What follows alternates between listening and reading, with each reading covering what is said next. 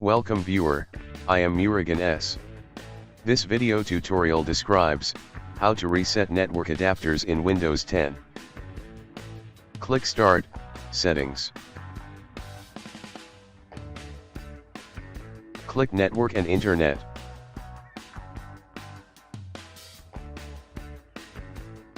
Click Status.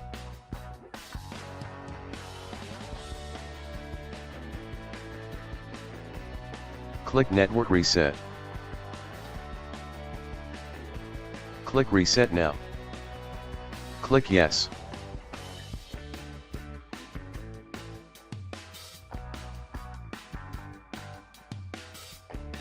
Click Close.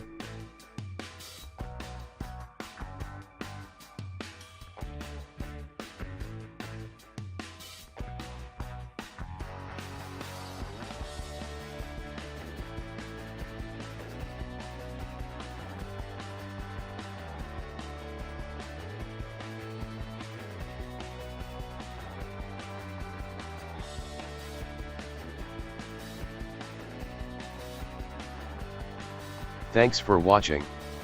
I hope this video tutorial helps to solve the problem. Please like, share and don't forget to subscribe my channel. See you next video.